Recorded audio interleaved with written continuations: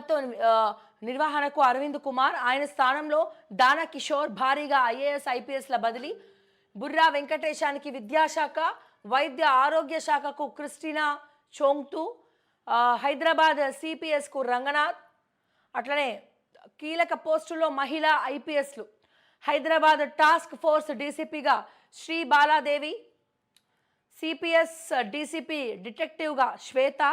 పాలనపై పట్టు దిశగా మరింత స్పీడ్ పెంచిన సీఎం. 21న కలెక్టర్లతో కాన్ఫరెన్స్. రెవెన్యూ, ధరణి సహా పలు అంశాలపై ఆరా. కౌలు రైతుల గుర్తింపు, రేషన్ కార్డుల జారీతో పాటు క్షేత్రస్థాయి అభివృద్ధి ప్రణాళికలపై చర్చ. ముఖ్యమంత్రి అయ్యాక తొలిసారి కలెక్టర్లతో రేవంత్ సమావేశం.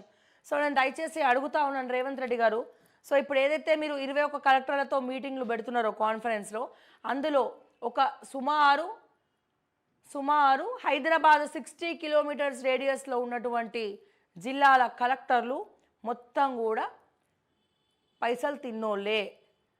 సో దయచేసి వాళ్ళ మీద తక్షణమే మీరు యాక్షన్ తీసుకోవాలి. సో వాళ్ళవన్నీ కూడా బయట పెట్టాలి మీరు. సో ఈ రెవెన్యూ, ధరణి అనే దాన్ని అడ్డు పెట్టుకొని కలెక్టర్లు కొంతమంది సో దయచేసి ఇక్కడ మెన్షన్ చేస్తున్న కొంతమంది సో ఇటువంటి చర్యలకు పాల్పడ్డారు. సో దాంట్లో నెంబర్ వన్గా అంటే ధరణిల పేర్లు మార్చడం కావచ్చు, ఫేక్ దాన్ని సృష్టించడం కావచ్చు. సో ఇవన్నీ నెంబర్ 1గా చేసింది ఎవరు నాయన అంటే అమయ్ కుమార్ చేసి మిగతా వాళ్ళందరూ కూడా చెడిపోయినారు చెప్పాలంటే. దానికి అసలు ఆద్యం పోసిందే అమయ్ కుమార్ ఐఏఎస్. సో దయచేసి మరి ఎవరు వాళ్ళు అనేది దయచేసి మీరు చూడాలి. అండ్ అలాగే వాళ్ళకు కూడా మీరు ట్రాన్స్ఫర్లు చేయడమా, లేకపోతే లూప్ లైన్లోకి పంపడమా, లేకపోతే మిగిలిన వాళ్ళని తీసుకురావడమా, ఎట్లా చేస్తారనేది ఒకసారి ఆలోచించండి రేవంత్ రెడ్డి గారు. అండ్ అదే రకంగా అయితే స్పీడ్గా వెళ్తూ ఉన్నారు. బట్ దయచేసి నా మనవి, ఆటో డ్రైవర్లు, క్యాబ్ డ్రైవర్లు ఇంకా ఇబ్బంది పడుతున్నారు, ఇంకా ఏడుస్తున్నారు, కళ్ళెమ్మని నీళ్లు పెట్టుకుంటున్నారు.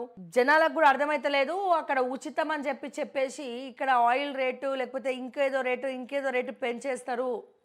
అదెందుకు మీరు ఆలోచించలేకపోతున్నారని చెప్పి నేను ఒక ఆటో డ్రైవర్ ప్రశ్నించిన తీరు కరెక్టే కదా, వాస్తవమే కదా అనిపించింది. ఉచితం అంటే ఈ ఉచితాలు ఏడికెళ్ళి గవర్నమెంట్ కడుతుంది, ఏదో వివిధ రూపాల్లో మళ్ళీ మన నెత్తి మీదనే కదా ఆ డబ్బులు వేసేది. అండ్ అట్లనే ఏడాదికి 12,000 ఇస్తామన్నారు రాహుల్ గాంధీ గారు మాట్లాడినప్పుడు అన్నారు. బట్ ఇప్పుడు ఉచిత ఆర్టీసీ పెట్టి వీళ్ళకి ఇబ్బంది అయ్యేలాగా చేస్తే అంటే నెలకి 1,000 రూపాయలు మాకు ఏం సరిపోతాయని చెప్పి ప్రశ్నిస్తున్నారు. ఎందుకు? ఉట్టిగా కాదు, పథకాల గురించి కాదు, డబ్బుల గురించి కాదు, వాళ్ళ రోజు ఎట్లా నడవాలి, ఎట్లా గడవాలి పూట. 2,000 రూపాయలు సంపాదించే ఆటో డ్రైవరు ఇప్పుడు 500 రూపాయలు సంపాదిస్తున్నాడట. సో మరి 500 రూపాయల్లో ఆయన పిల్లల్నే పోషించాలనా, లేకపోతే ఇంటి రెంటే కట్టాలనా, ఆటో ఫైనాన్సే కట్టాలనా? ఆటో చూస్తేనేమో ఆటో ఎంత ఉంటుందండి? 6 లక్షల రూపాయలు ఉంటుంది. సగటున ఒక మిడిల్ క్లాస్, ఒక పేద ఆటో అతడికి 6 లక్షల రూపాయల ఆటో కొని దాన్ని నెల ఫైనాన్స్కి జమ చేయాలంటే అది చాలా పెద్ద టాస్క్, అది చాలా పెద్ద టాస్క్. సో ఎన్నో నిద్రలేని రాత్రులు కూడా గడుపుతారు వాళ్ళు. అంటే ఈరోజు అయితలేదు కదా, సో రాత్రి ఉందాము, సో రాత్రి ఉంటేనన్నా మళ్ళీ ఏమైనా ఎవరైనా ఎక్కుతారేమో ఎమర్జెన్సీ పరంగా అని చెప్పి. సో దయచేసి ఇట్లా వాళ్ళ గురించి ఆలోచించాల్సినటువంటి బాధ్యత తెలంగాణ ప్రభుత్వం మీద ఉన్నది అని చెప్పి మరొకసారి రేవంత్ రెడ్డి గారికి నేను గుర్తు చేస్తా ఉన్నాను ఈ సమస్యను.